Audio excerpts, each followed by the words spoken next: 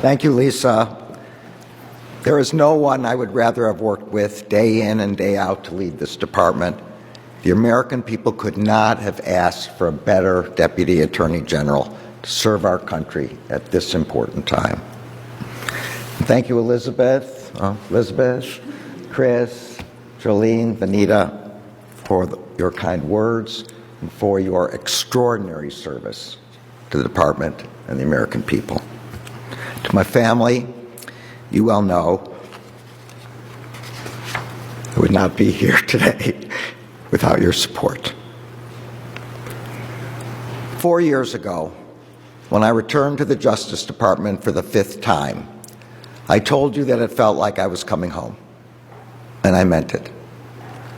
I had first set foot in this department more than 4 decades before, the grandson of immigrants looking for work that would give me the chance to pay this country back for protecting them. And I found it. I found it in the company of dedicated men and women who start every day committed to doing nothing more or less than what is right. Not what is politically expedient, not what is easiest or most comfortable, but what is right. After that first tour, my career took a few detours, but I had the great good fortune to return to this department again and again and again. I had the opportunity to see it at every level, as a young special assistant, as an assistant U.S. attorney, as a supervisor in the criminal division, and as the principal associate deputy attorney general. So when I came back to the department as Attorney General 4 years ago, I really did not think it possible that my respect and admiration for the people who work here could be any greater. But it is. I am simply in awe of what the public servants of this department across the country and around the world have done over the past 4 years to fulfill our mission, to keep our country safe, to protect civil rights, and to uphold the rule of law. I am grateful beyond words to each of you, so I will just say thank you. Thank you for the communities you have made safer, the threats you have disrupted, the people whose civil rights you have defended, the consumers and workers you have protected. Thank you for the way you have done that work, with integrity, skill, and compassion. And thank you for ensuring the Justice Department's adherence to the rule of law in everything you do. Each of us who comes to work at this department begins our period of service with an oath. It is an oath that I have taken many times in my career, and an oath that I have administered to others many more times. We swear that we will support and defend the Constitution of the United States, and that we will bear true faith and allegiance to the same. But bearing true faith and allegiance to the Constitution is not the end of our obligation. It is just the beginning. It is just the beginning because, as Attorney General Robert Jackson warned in this very hall 85 years ago, the same powers that enable the federal prosecutor to pursue justice also create the potential for grave injustice. Although our Constitution and laws include important constraints on law enforcement, they nonetheless grant law enforcement considerable discretion to determine when, whom, how, and even whether to investigate or prosecute for apparent violations of federal criminal law. To ensure fairness in the administration of justice, we must temper this grant of discretion with a set of principles and ensure we exercise our authority in a just fashion. We must understand that there is a difference between what we can do and what we should do. That is where our norms come in. Developed in the wake of the Watergate scandal and formalized over almost half a century, those norms are our commitment to constrain our own discretion so that our agents will begin investigations only when there is proper predication and so that our prosecutors will bring charges only when we conclude that a jury will convict beyond a reasonable doubt and that the conviction will be upheld on appeal. In short, that we will make our law enforcement decisions based only on the facts and the law. Our norms are a promise to treat like cases alike, that we will not have one rule for the powerful and another for the powerless, one rule for friends and another for foes.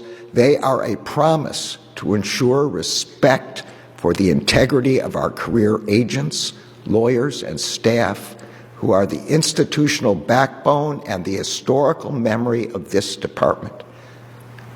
They are a promise to ensure protections for journalists and law enforcement agencies, because a free press is essential to our democracy. Those norms include our commitment to guaranteeing the independence of the Justice Department from both the White House and the Congress concerning law enforcement investigations and prosecutions. We make that commitment not because independence is necessarily constitutionally required, but because it is the only way to ensure that our law enforcement decisions are free from partisan influence. We know that only an independent Justice Department can protect the safety and civil rights of everyone in our country. And we know that only an independent Justice Department can ensure that the facts and the law alone will determine whether a person is investigated or prosecuted. Those norms have been woven into the DNA of generations of DOJ employees, career and non-career alike. They are the commitments that ensure we will adhere not only to the letter of the law, but to the rule of law. It is the obligation of each of us to follow our norms, not only when it is easy, but also when it is hard, especially when it is hard. It is the obligation of each of us to adhere to our norms even when, and especially when, the circumstances we face are not normal.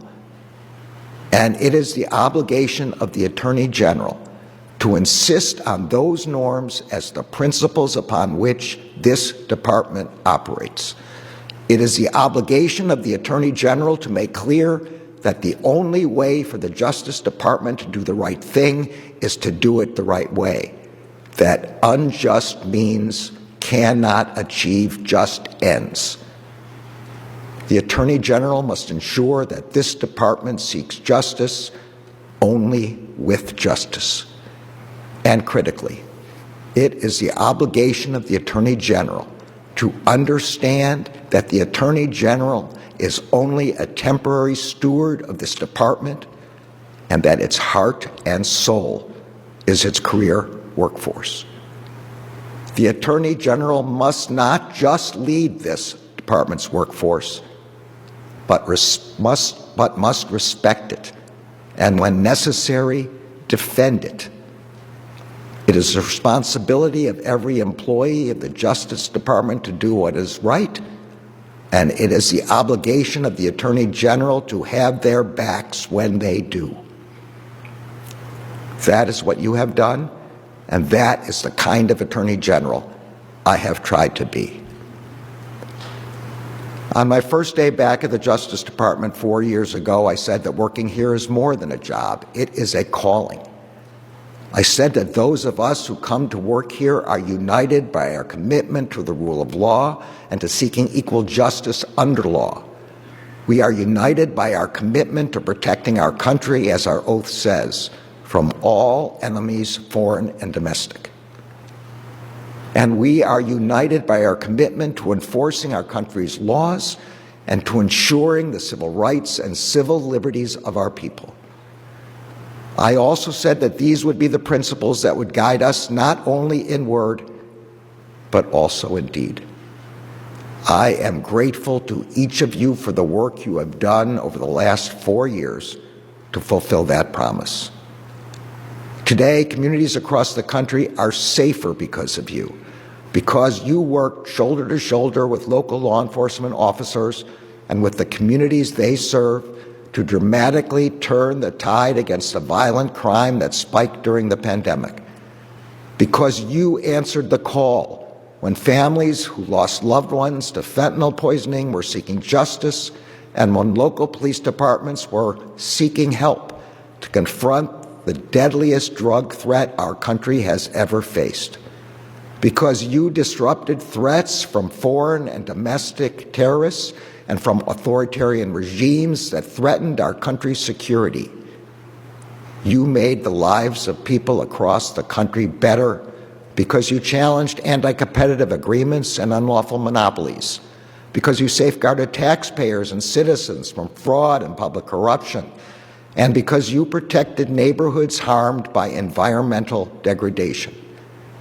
You secured historic financial penalties against corporations that violated the law, and you made clear to corporate executives that they do not operate outside the bounds of the law. You worked tirelessly to fulfill the Justice Department's founding purpose to protect civil rights. You confronted the discrimination in lending and housing that harms families for generations, the discrimination in schools that deprives students of educational opportunities, and the discrimination in the workplace that stifles economic opportunity. You stood up for the right of every citizen to vote and to have that vote counted. You stood up for the right of women to access lawful and life-saving reproductive care. You made clear to communities victimized by hate crimes that they do not stand alone, that the United States Department of Justice stands with them. You protected our country's democratic institutions from violence and threats of violence. You charged more than 1,500 people for criminal conduct that occurred during the January 6th attack on the Capitol, as well as in the days and weeks leading up to that attack. You brought to justice those who kicked, punched, beat, and tased law enforcement officers who were protecting the Capitol that day. And you pursued accountability for that attack on our democracy wherever it led, guided only by your commitment to following the facts and the law. I am proud of the work you have done. I am equally proud of the way you have done that work. I am proud that when I visited you in communities across the country, I saw not only the skill with which you have done your work, but the depth of your compassion. In Uvalde, I saw how you truly honored the lives of the 19 children and 2 teachers who were taken from their loved ones. In Pittsburgh, even after the Tree of Life trial was over and it felt like the rest of the world had moved on, I saw you sit with family members of victims of that attack and listen to them talk about the people they lost. In Louisville, in Minneapolis, and in Memphis, I saw the care you took in approaching families and communities mourning loved ones killed by those sworn to protect them. I saw your commitment to pursuing justice in honor of Breonna Taylor, George Floyd, and Tyree Nichols. I saw your commitment to working with both local law enforcement and the community to enact long-term systemic reforms. In Charlotte, after Deputy U.S. Marshal Tommy Weeks and 3 other officers were shot and killed while apprehending a fugitive, I saw you come together to support their loved ones. I saw the U.S. Marshals family show up through their own grief to be there for each other. And in Tommy's wife, Kelly, I saw that too often unseen,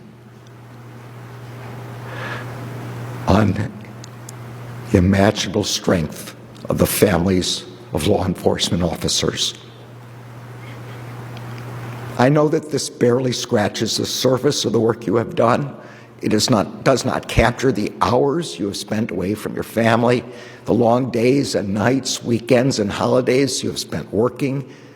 It does not capture the enormous risks you have taken and the dangers you have faced while doing your jobs. But for all of this work and for so much more, I thank you. I am so proud of you. I know that you do not do this work for public recognition. You do this work because you are public servants. But I also know that a lot has been said about this department, about people outside of it, by people outside of it, about what your job is and what it is not, and about why you do your work the way you do it. I know that over the years, some have criticized the department, saying it has allowed politics to influence its decision-making. That criticism often comes from people with political views opposite from one another, each making the exact opposite points about the same set of facts. I know that you have faced unfounded attacks simply for doing your job. At the very same time, you have risked your lives to protect our country from a range of foreign and domestic threats. But the story that has been told by some outside of this building about what has happened inside of it is wrong. You have worked to pursue justice, not politics. That is the truth, and nothing can change it. I know that a lot is being asked of you right now. All I ask is that you remember who you are and why you came to work here in the first place. You are public servants and patriots who swore an oath to support and defend the Constitution. You are professionals of the utmost integrity who are worthy of the trust of the American people. Your job is to do what is right, nothing more and nothing less. More than 40 years after I first entered this building, it is now time to say goodbye.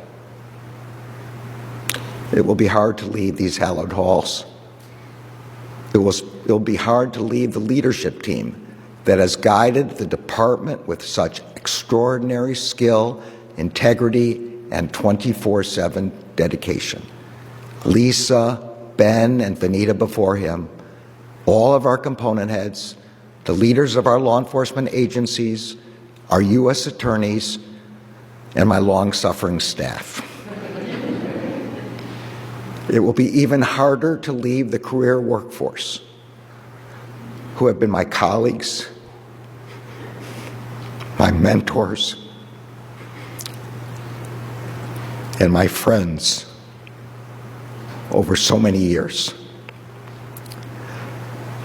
But it will be hardest to leave this job where every day is another opportunity to uphold the rule of law, to keep my fellow citizens safe, and to protect civil rights. I will miss it. I will miss all of you. I could not be more honored than to have served alongside you as Attorney General. Thank you.